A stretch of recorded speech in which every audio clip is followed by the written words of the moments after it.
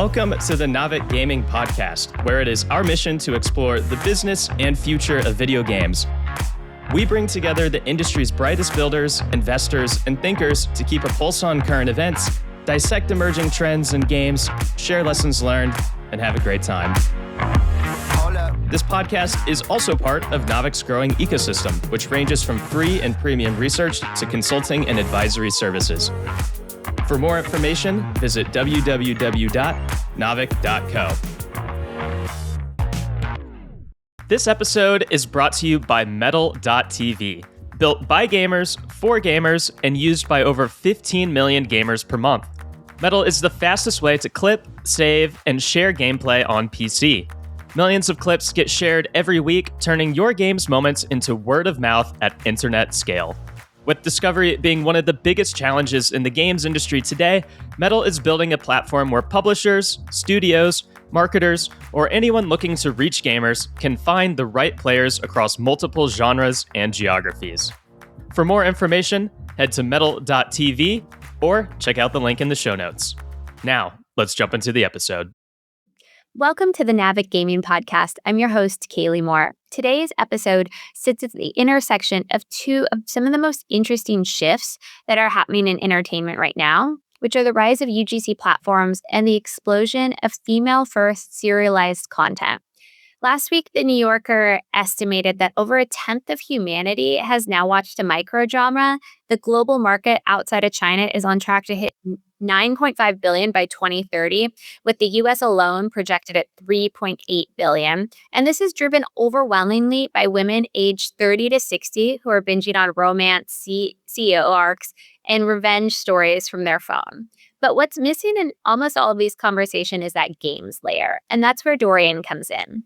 Dorian is a no-code UGC platform built for an audience that the games industry has spent decades misunderstanding.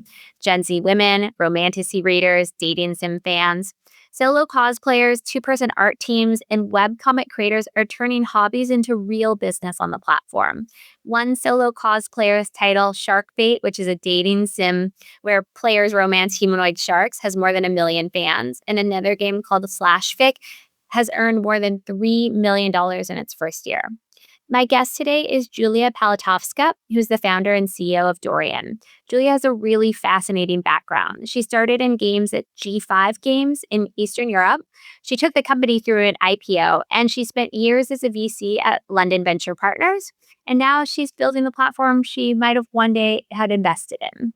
She's making some deliberately contrarian set of bets, prioritizing storytelling over mechanics in a mechanic-obsessed industry, leaning into human-made art, and building bottom-up with creators who in some cases earn more on Dorian than most venture-backed game studios ever will. Today, we're going to talk about what it actually takes to build a UGC games platform, what the microdrama boom is missing, and what male-led studios consistently get wrong about women gamers. It's my pleasure to welcome Julia, founder and CEO of Dorian, to the podcast.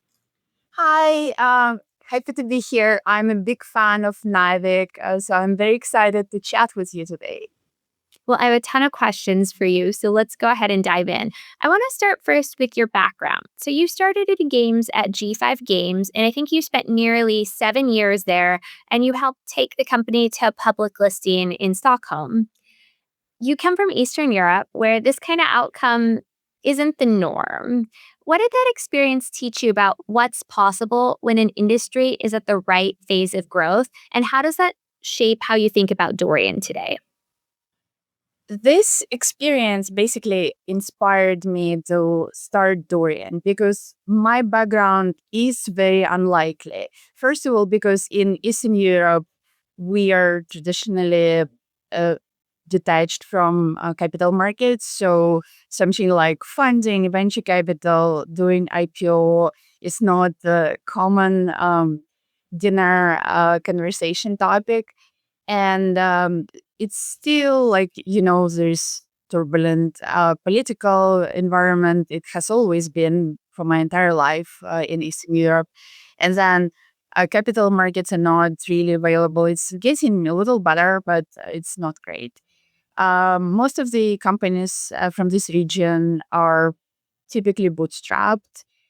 which is not bad. It might be great, but I definitely benefited from my quite unusual journey from joining this games company that was extremely successful, especially considering the origins, and then joining UGC Fund, and then being able to move to San Francisco as the whole center of finding an opportunity and start my own company. But basically, Dorian was inspired by this experience because I feel that even though I should take credit for my own drive and ambition, I think that I benefited a lot from the growth of the games industry and learning how to succeed in this market, how you can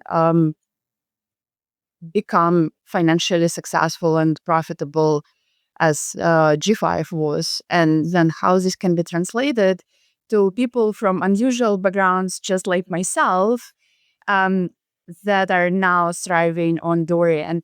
It was not a straightforward journey, but I want to make it more straightforward for more people.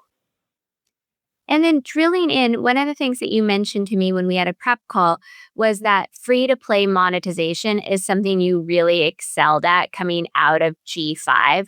Can you tell me a little bit about how that operator background, particularly when it comes to free to play, kind of shaped what you're building today?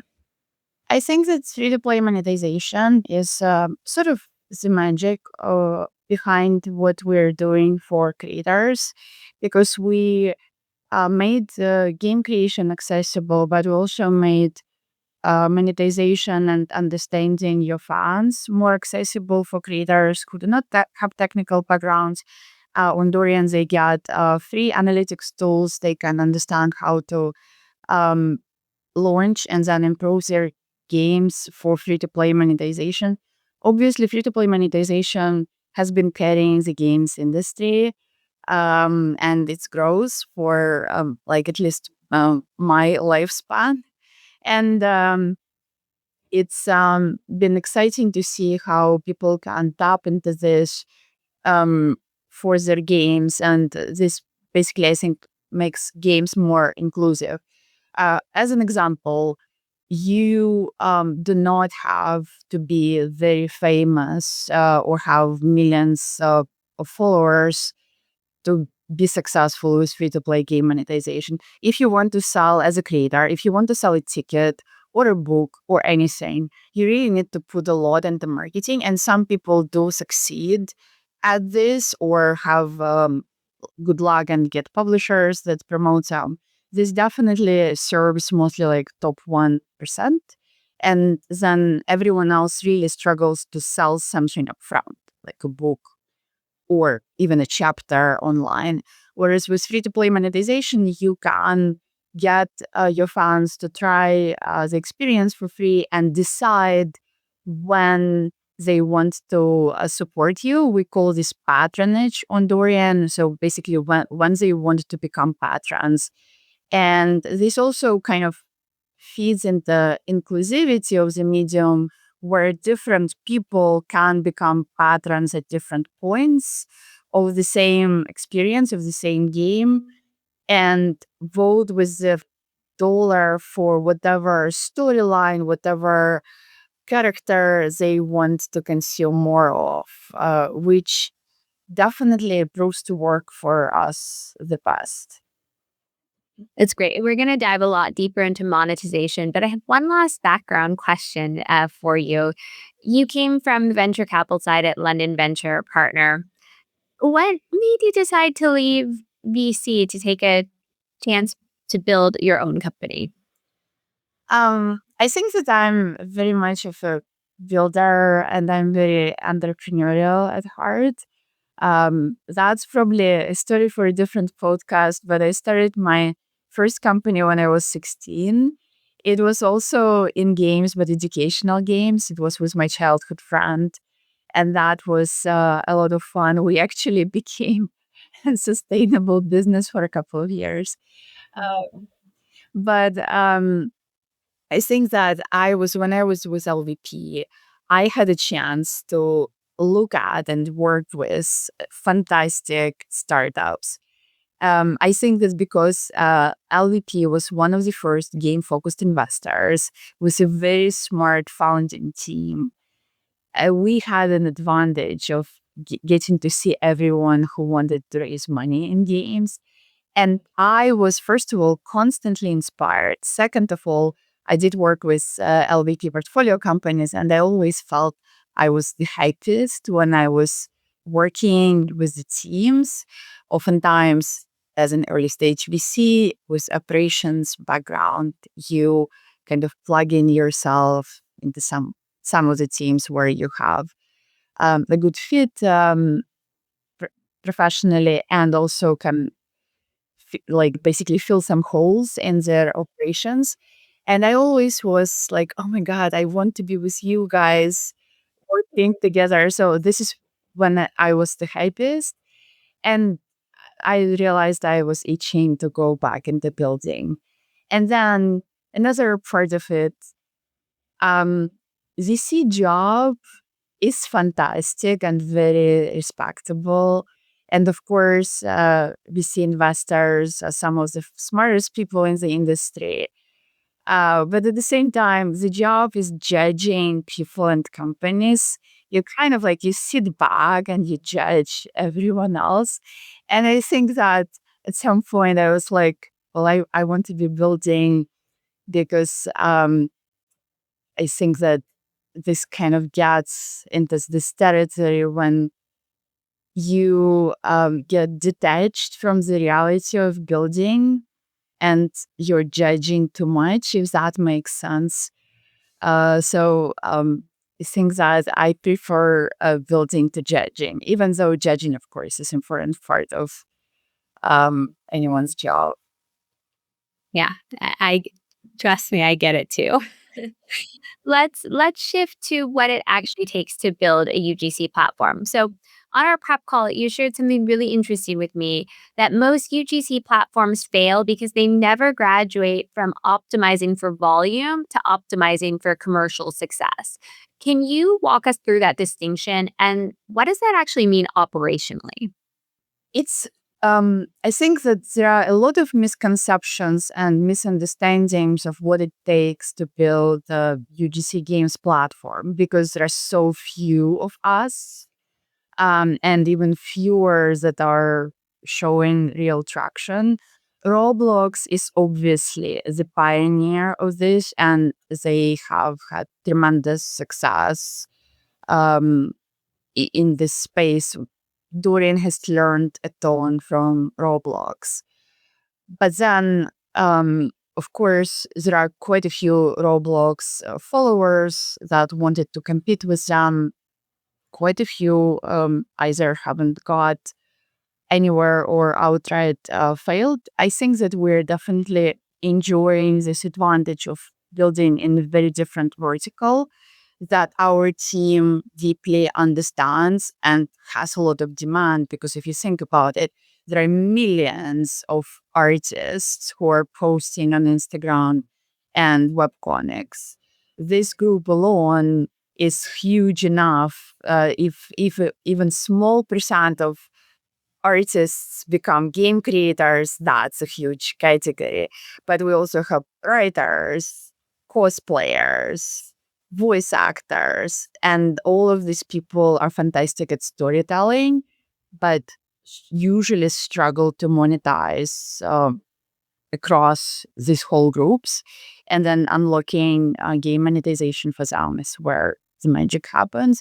And another part of it is replay value and player agency. But back to your question about platforms, every platform that is building for UGC creation starts with volume. Our first metric was I obsessively checked how many episodes were released every day, and this is what we discussed at every team meeting.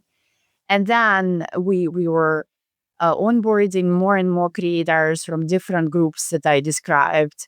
It was a huge shift when we enabled very cool art management system in our backend. And in addition to writers, we could onboard artists. That was a difference because art sells much better than a wall of text. So that automatically unlocked a big market for us.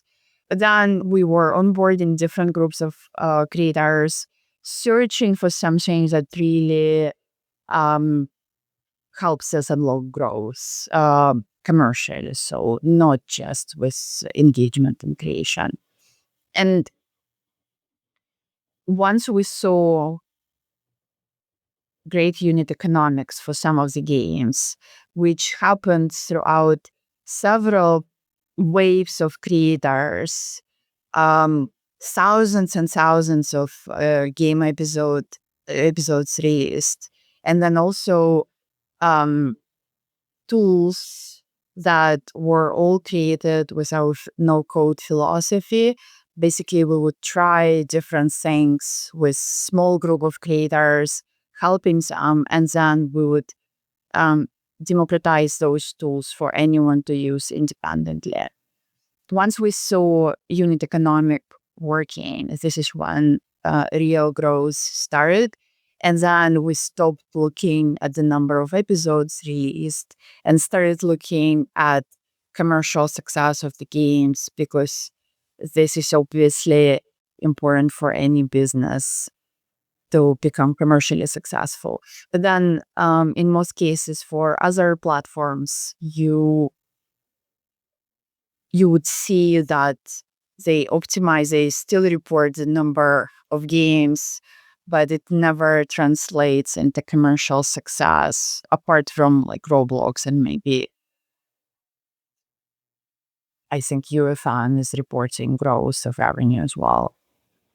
So is it fair to say that you kind of went from looking at number of creators, number of episodes to what is a commercially viable metric here? So does that mean is revenue your North Star now? The revenue is definitely very important, and it is so for our creators, because majority we have, of course, people who just want to try the platform and express themselves creatively. There are quite a few of those, but lots of people obviously are looking to become sustainable as content creators, and this is very hard, increasingly so now. Even if you are very popular, you oftentimes really cannot generate revenue. And as Dorian is unlocking, so this at very different level with our patrons, supporting creators and making creation successful and sustainable, I think that this is where what creators are looking for. They are looking for a sustainable income, because you can create beautiful art for so long as a passion project, but if you constantly have to struggle and cannot really focus on this, you cannot grow and improve your craft.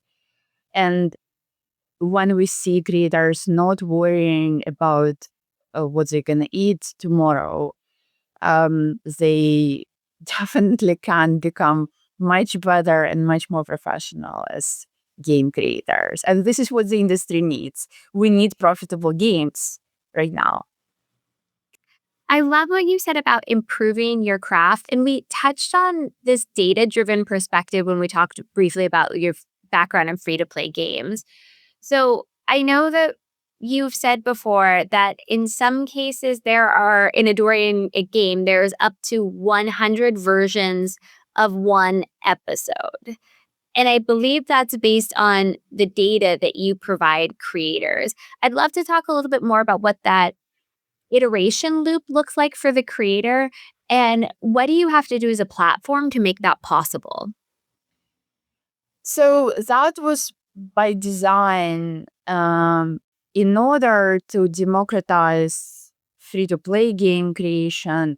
You've got to figure out how to mimic a professional studio process. So the idea from the very beginning between me and Jordan, our CTO, my co-founder, was okay, how can we democratize creation of free-to-play games, not any games, because his background is also mostly a mobile free-to-play. Usually it would be a team of multiple people, right? You've got apart from writer and artist, you've got engineers, you've got designers, you've got analysts, and then you would usually A/B test the hell out of your free-to-play game to figure out where to monetize, what is the pricing, what should be different, like what is the level design, what is the economy, and we made it so that our creators can see their data in a very accessible format and for free. Once your game is out, you are going to see how many players started playing your episode, how many finished, so basically completion rate. You will be able to see where players spend money, what is the conversion rate at those monetization points, of what is approximate revenue that you generate from those, how many people landed on each monetization point. And you can definitely learn a lot out of this, both business-wise and creatively.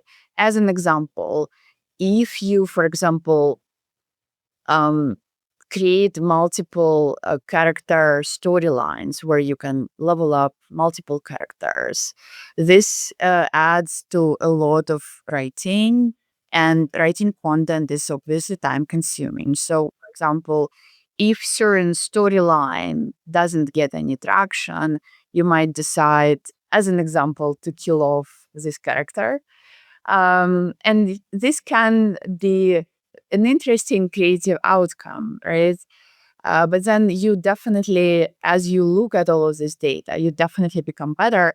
And that's the reason why early episodes in every successful game usually have um, dozens, if not over 100 of the versions of the first episode, so that you can retain as many players as early as possible, because obviously first, second episode really matter for your entire performance. And as creators do this, they become so much better. They can upload new versions and A/B test them without having to do a new build. Sometimes early on, they do this every day.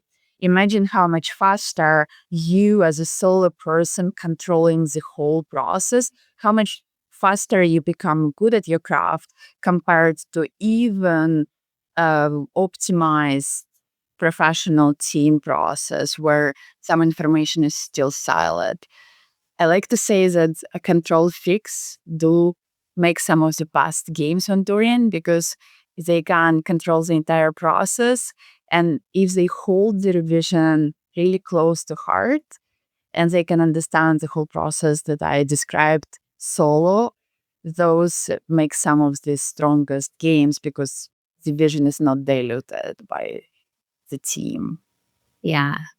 And I want to talk about the makeup of the players and then also creators. I know that your platform is majority women. Do you have stats that you could share?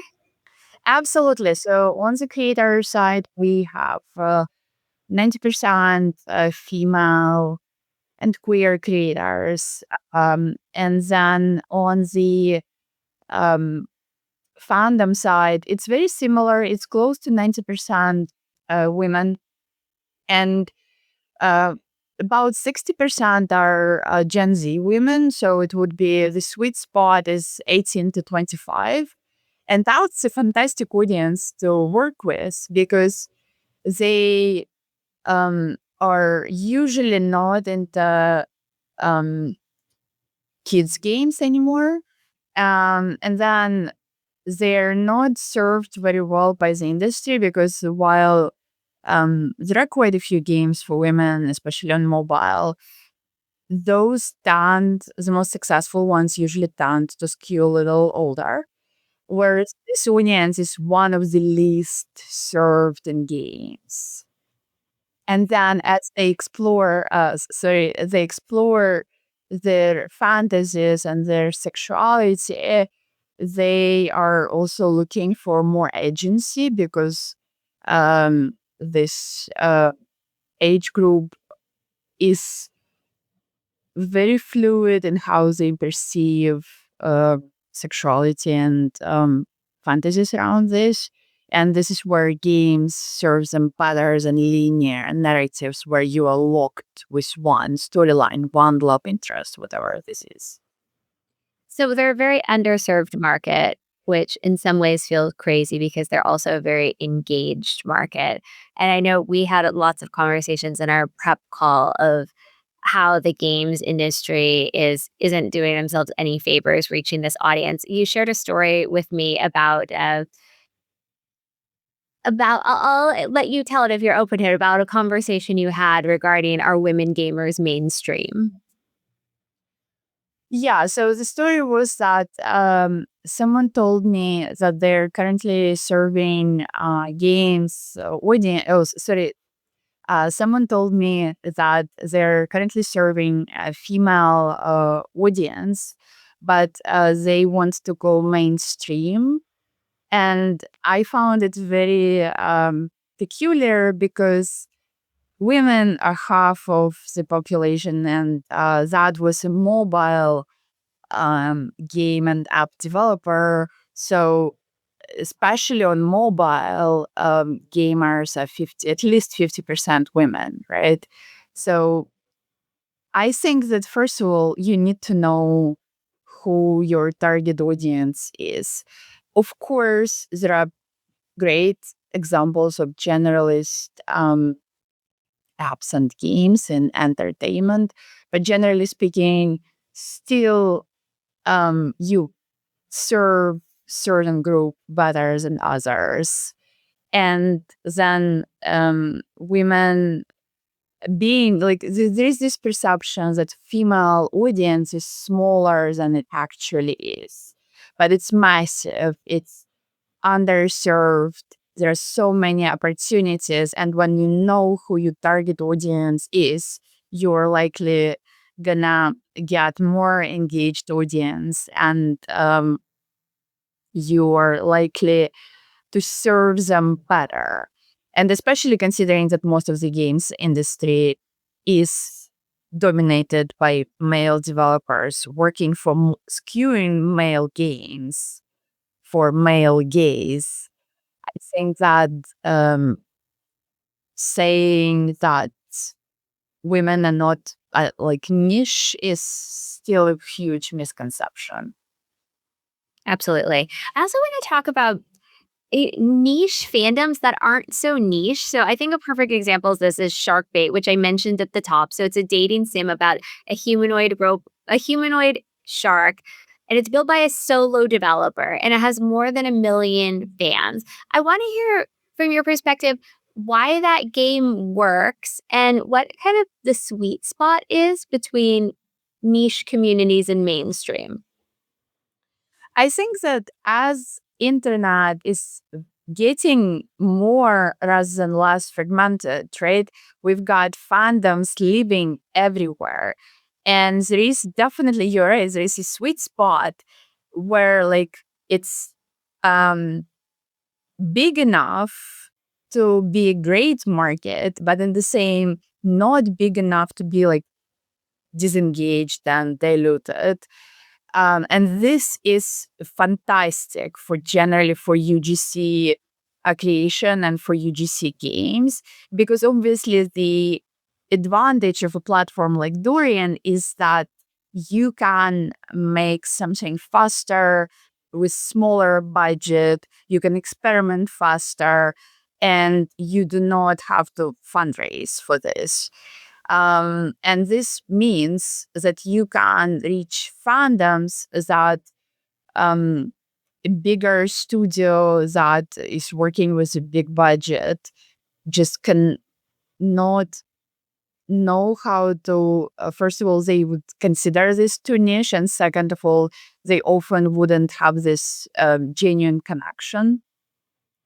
So I think that a good example would be TikTok, where if you are using TikTok, your feed is going to be very different from my feed, even when we are relatively close demographic.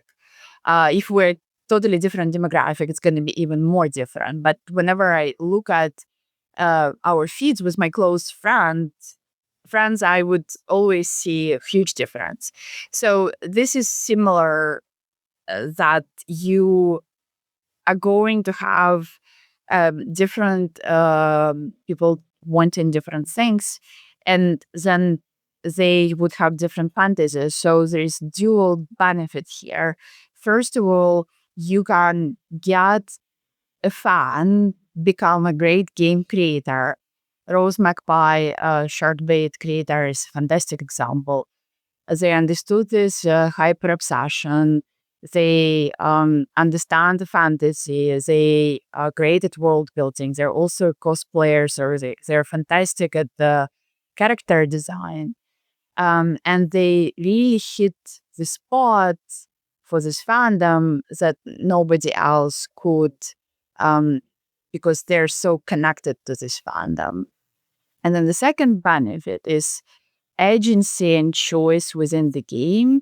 I did mention that maybe if it's like too niche of a storyline, you might want to kill off the character.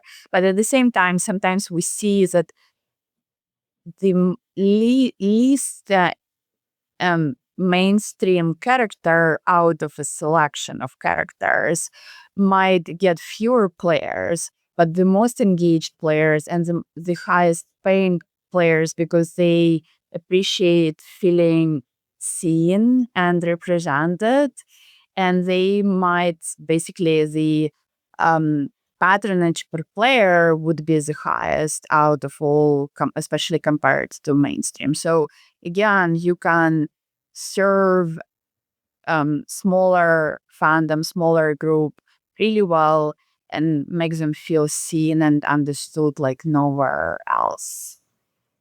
That's a great answer. I also feel like gaming, and I'd love to hear your take on this too. I feel like gaming's missing the mark even when it comes to more mainstream cultural touch points. Like, so romantasy is exploding in like book talk on TikTok, right? I know everyone's algorithm is different, but like I'm getting fed, and actually everyone I know in the demographic of women in their 30s is getting fed book talk content. Why do you think the games industry has been so slow to jump on these moments when I really think the cultural demand is obvious? I think it possibly is because most of the studios just do not understand the audience that well. And of course, there are some companies or like solo developers that are working in this direction. I have connected in the last year. I have connected to a few women working on their games, very inspired by Love and Deep Space and its success. But it's definitely still very much a minority. And then there is a problem of getting funding. So that's something that Dorian is solving. Then, generally speaking, funding is drying out in games. And then this particular direction, again, is very much misunderstood because checks are usually signed by male investors, male VCs. And again, this is not to say that there is anything wrong with male investors. It's more that we need more women investors understanding this space. But it's very unlikely to happen. It's just, I guess, wishful thinking in current market. So I think that it's just lack of understanding and lack of representation in the industry.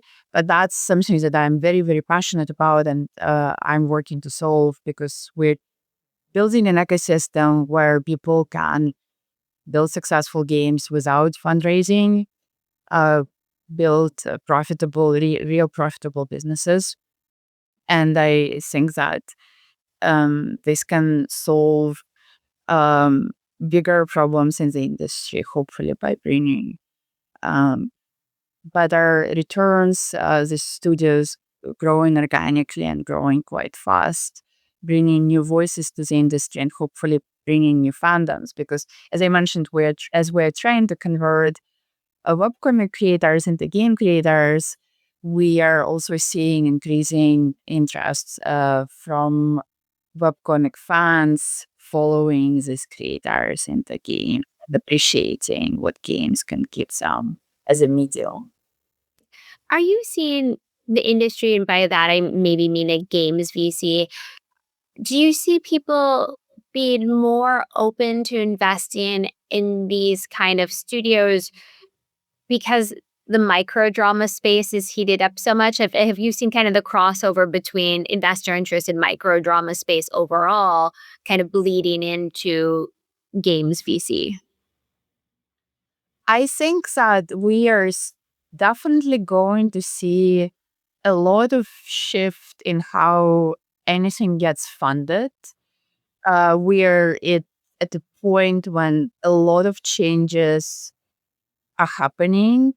Different ways to fund your work are emerging, but we have to prove that this works for everyone's benefit because as an industry, we need to demonstrate returns so that there are different ways to fund your work. Um, but I think that as we are seeing success cases and what I'm seeing happening right now, in particular in Roblox, I think that Roblox is actually generating success cases and returns beyond any expectation when it would be similar situation, but for a more mature platform. It's a solo developer demonstrating phenomenal profitability and in some cases M&A outcomes that are fantastic.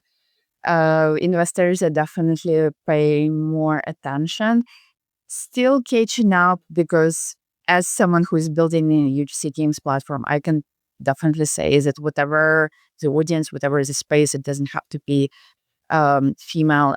For most people, for most grown-ups, it's hard to understand how to deal with this. But as we are Roblox and Dorian generating these successful case studies, people are paying attention and catching up, and there are more and more conversations. We connected because of World Builder Summit that happened last week. That was one of the best events I attended in a while because of the energy and people who are new to the industry, who understand their niche, who have real engagement, and they're unaware about what is going on in the rest of the industry. Very optimistic, fast learners. It's fantastic to see this, and I could see some total newbies in the industry, and also very experienced and professional people building, let's say, on Roblox, and some on Dorian as well. Dorian presentation was actually great at World Builder Summit. They um, learn so fast because of what UGC games platforms can offer. And that's truly exciting compared to the rest of the industry where the growth has slowed down. UGC games is definitely one of the bright spots and pockets of growth happening right now. I completely agree. GDC, same thing. That the only one of very few bright spots was all about UGC. So this is, I think, a perfect way to dive deeper into the creators and the creator economy and your platform strategy. So, can you start by walking us through the economics from a creator's perspective? So, someone shows up tomorrow, maybe as a webcomic artist with a few thousand followers. What does the path actually look like from first sketch to a profitable game, and how long does that typically take? It still depends on a creator. But I think that so we have uh, a lot of templates shared with creators. We have a lot of materials. We have benchmarks that creators get, and we are obviously trying to help them streamline their journey from the first experiment to success. Um, so I would say that people who take this seriously, which is a lot of our creators, do get to meaningful numbers in their first year, meaning like from the day when they register their account to the end of the first 12 months. Oftentimes, they can they can build games that generate, let's say, low six figures in this time frame, which I think is very fast. And then I find that usually it's great to build more than one game and have a portfolio of games, because if someone likes your games, likes your art style, or likes your storytelling style, they will likely check out multiple of your games and they will play many of your games. So the discovery works quite well if you have a profile and multiple games in there, and it definitely helps you grow significantly if you build a portfolio. And then the beauty of the medium is that you can try multiple what we call pilots early on. You will be able to see your data very quickly. We recommend experimenting with multiple pilots, and then once you see something working and getting good engagement data, people can continue. So the beauty is that pilot will take you a few days. Um, we recommend to just ship things as fast as possible and learn as you go, as opposed to trying to polish for months and months and then not learn throughout. So I want to jump in here because I think this is really interesting. Like, you have very much the startup mentality, move fast, break things, iterate. But in my experience, when I've worked with creators, they're artists, and it's a very different mindset. It's like they have a vision in mind, they want to create it, and they want it to be perfect before shipping. Have you noticed that? And how do you coach creators through that mindset shift? It does happen. People are all different. Obviously, people are different, and everyone has their own style. It can be both extremes, very experimental mindset and very polished perfectionist mindset, and everything in between. But I think that for creators to see, first of all, they want to see their data. That's exciting. They can ship something quickly, so that's like low barrier to ship. They would usually see that top creators did have quite a few experiments, like pilots that they shipped before their big break. So this helps with the culture of trying things out. People who are shipping a lot of TikTok or Instagram posts tend to be better at this. And then I think majority of the people, once they understand that compared to a book or a comic, they need to let go of control and give control to players. People really appreciate this once they make this switch. We had a fantastic discussion recently with one of the potential IP licensing partners, where their team is used to protect big productions with very big budgets. And they were fascinated to hear that actually in a game you have to really go with your fans and see what your fans are doing, and you do not have to have this like one perfect vision where you tell a player, a user, a consumer how it's gonna go. You can have branching storytelling, especially traditional writers, traditional media writers, right? They're like, I have to have this like perfect vision that I know from the beginning to end how it's gonna go. In the case of a game, it's going to go differently for different players if you design it well. And as you work with your players and you look at engagement data, your vision is definitely going to change.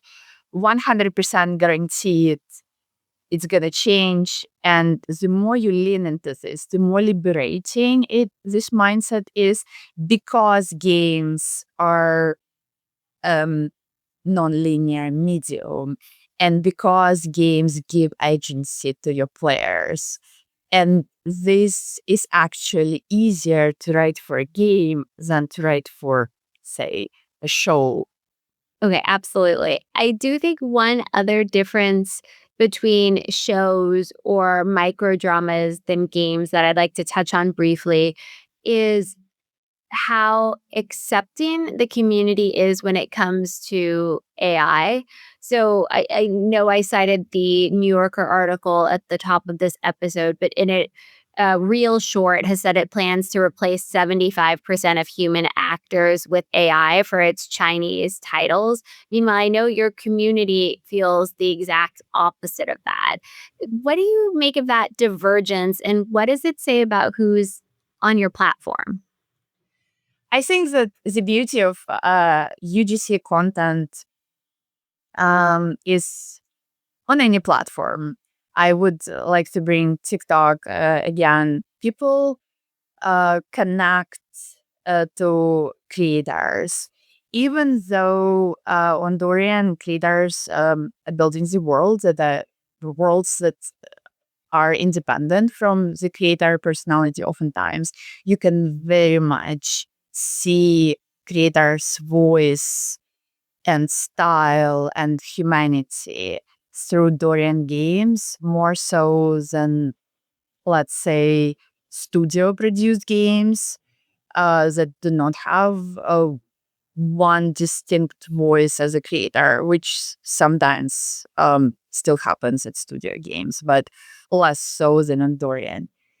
And because of this, fans appreciate human art very much so compared to AI.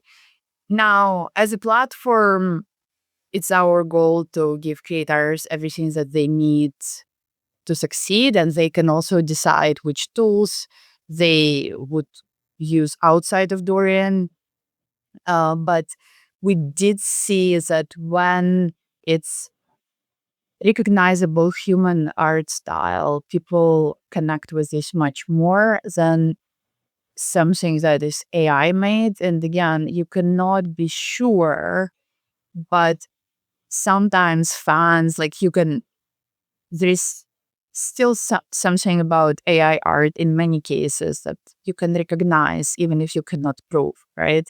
So fans react worse to this because they feel that the reason why they're on Dorian is because they want to connect with creators, because they want this true, authentic, creative voice and style that they love. And they do not care for too much polish. They do not necessarily care for this like studio production level, but they care about the creator. And I do like to compare this to in fashion, to fast fashion versus true artisans and brands that craft their items much more. It's very different economics, and fast fashion companies can be phenomenally successful.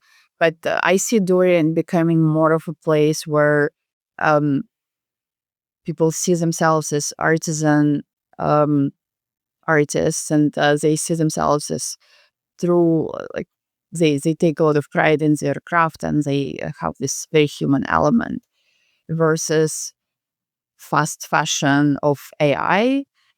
And I think that since fans recognize it and appreciate it, that's great. Um, Artists love making art. They do this anyway. They would produce um, their art whether or not they're paid for this. But when they can turn this into sustainable income on Dorian, and it's compulsion for them to create, it's great that they do so from scratch. There is definitely some magic in it. I think the analogy between fast fashion and artisan fashion is a perfect example here. We only have about 10 minutes left, so I want to get into some quick questions. What has been your hardest scaling challenge? I think that it's for a platform. We're building a marketplace, and this is very different from building a game studio. A very different problem, and very few examples apart from Roblox of how to do this. Um, and with Roblox, we know how many years it took to get anywhere, and it's not uncommon for any UGC, especially games platform. So balancing out two sides, fans and creators, so basically demand and supply, is a challenge because you have to take care of both. You have to provide those creators with something that um, they can use to build a success.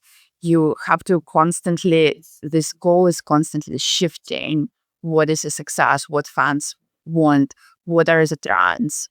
And then making sure that fans also as there for creators, for creators to be motivated to create, they need fans. So balancing this out is not not of for a faint of heart for sure. And this Catch-22 is a constant challenge for a platform, especially with this level of complexity. When it's not making just videos, for example, it's making full-fledged games. So now I want to talk a little bit about what's next for Dorian. So you've said that your hope is that the next billion-dollar IP for Gen Z women gets built on Dorian. What would have to be true for that to happen, and how close are you to that goal? We are very excited to see more and more complex games on the platform. The platform now supports no coding creation of very sophisticated games. We're approaching feature parity of what you can build in Dorian with Love and Deep Space. We're not quite there yet, but it's a $1 billion game. And then, of course, as the tool set is so sophisticated, creators can make a lot of variations of that. I'm not suggesting that you just should try to copy a lot of Deep Space, because I don't think that straight copying is going to work. You need to find your angle as a creator. But as we are supporting more complexity, we're also seeing interest from more and more exciting creators. First of all, there is a huge community of fans of Love and Deep Space amongst artists who are making fan art, amongst cosplayers. And these are some of the best people to tap in the fandoms when they're making fan art of Love and Deep Space or cosplay Love and Deep Space, and just have their own vision built on those experiences with those fandoms.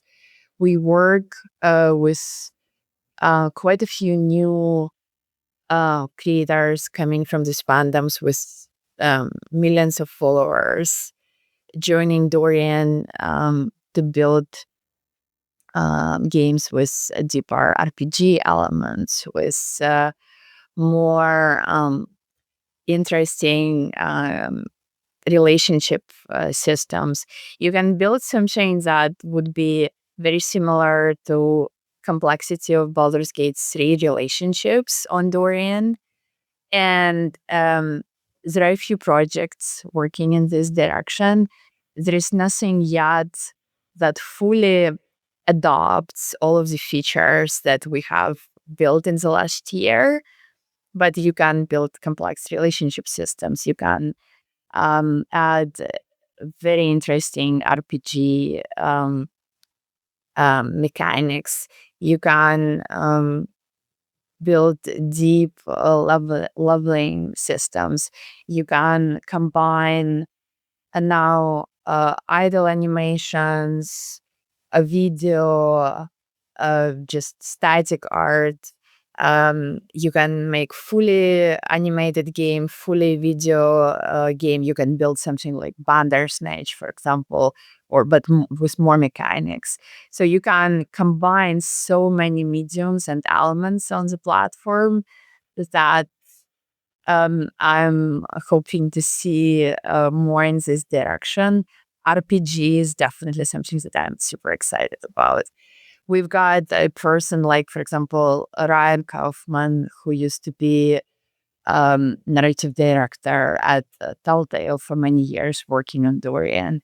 So we have really exciting creators coming from all walks of life and different experience levels. And as usual with UGC, you do not know who is going to be the next big hit maker. They can be someone who is a cosplayer with millions of followers. They can be someone who is no name, totally homegrown.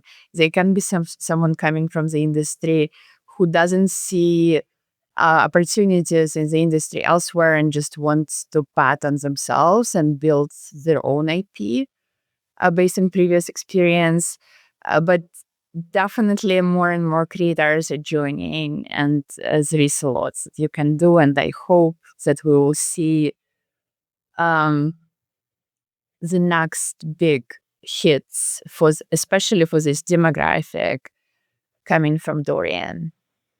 That's really exciting. So with the new mechanics, like the RPG mechanics, are you also actively targeting different types of fandom, you know, outside the romantasy or the dating sims, or are you still staying true to those categories?